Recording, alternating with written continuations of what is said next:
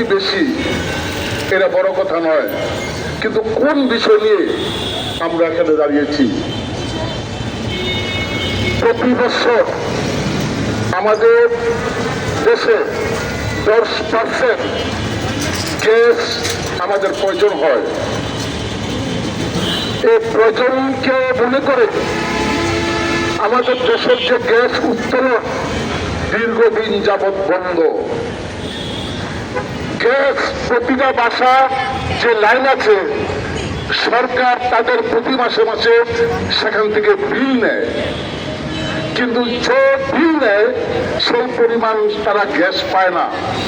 যখন গ্যাস পায় না এবং বলছে, এক সময় বলছিল আমাদের দেশ গ্যাসের উপর বাড়ছে, আরেক সময় এটাকে কৃত্রিম সংকট দেখিয়ে এটাকে উত্তোলন না করে বিভিন্ন কোম্পানিকে, বিদেশি কোম্পানির সাথে যোগসাজশ করে দিয়ে বিভিন্ন জায়গায় সেখানে গ্যাসে আগুন জ্বালিয়ে আমাদের দেশের lakh lakh trillion trillion gas সেখানে পুড়ে সরকার করে দিয়েছিল। তারপর এই সরকার বিদেশ থেকে গ্যাস আমদানি করার জন্য 52টা কোম্পানিকে অনুমোদন দেওয়া হয়েছে। কেন বিদেশ থেকে আমদানি করবে সেখানে 23টা কোম্পানি। 2023 সালে যে পরিমাণ আমদানি করেছে, 2024 সালে একটু বেশি করেছে, 2025 সালে এসে আবার কম করেছে। গড়পড়তায় যেখানে 23টা কোম্পানি গ্যাস আমদানি করার কথা, সেখানে মাত্র 8টা কোম্পানি আমদানি করেছে এবং সেখানে কম করিয়ে একটা কৃত্রিম সংকট সৃষ্টি করেছে আমাদের দেশে। এই কৃত্রিম সংকট সৃষ্টি করে আজকে এই গ্যাস সিলিন্ডারের দাম বৃদ্ধি করছে সরকার। সেখানে যাদেরকে লাইসেন্স দিল তারা যে বিদেশ থেকে গ্যাস আমদানি করলো না, আমদানি না করার কারণে একটা কৃত্রিম সংকট সৃষ্টি করা সাধারণ জনগণের কাছ থেকে পকেট থেকে যে হাজার হাজার কোটি টাকা নিয়ে গেল, যারা নিয়ে গেল এবং যারা এই নৈরাজ্য সৃষ্টি করলো, এই নৈরাজ্যের বিরুদ্ধে কে কথা বলবে? রাষ্ট্র নির্বিকার।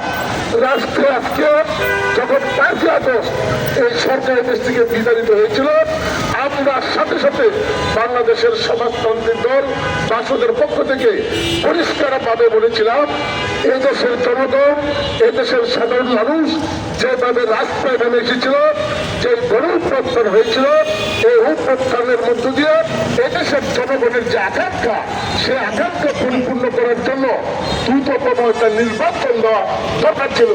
কিন্তু যারা ক্ষমতা এসেছেন, কিন্তু তাদেরকে মাত্র 3টা ম্যান্ডেট দিয়ে তাদেরকে ক্ষমতা বসানো হয়েছিল।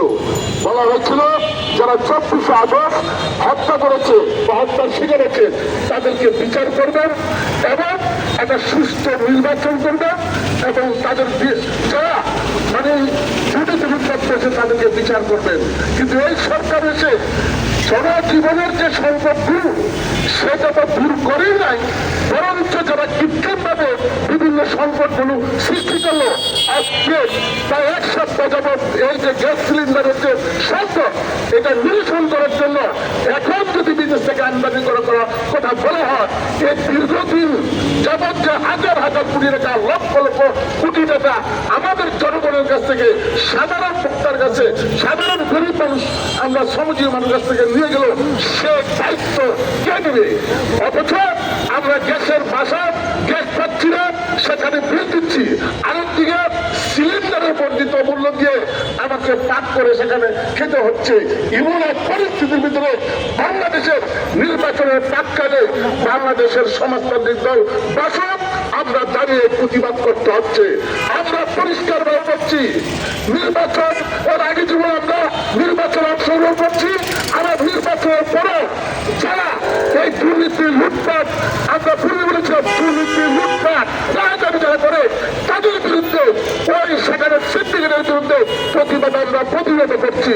আমরা অবিলম্বে এই যারা নৈরাজ্য করেছে এবং যাদেরকে লাইসেন্স দিয়েছিলেন তারা কেন আমদানি করে নাই, তাদেরকে জবাব দিয়ে আদালত এবং কেন সেখানে বর্ধিত মূল্য, কেন সেখানে মূল্য নেওয়া হচ্ছে, তার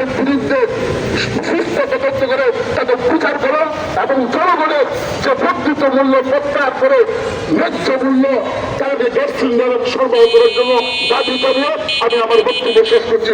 দুনিয়ার মধ্যে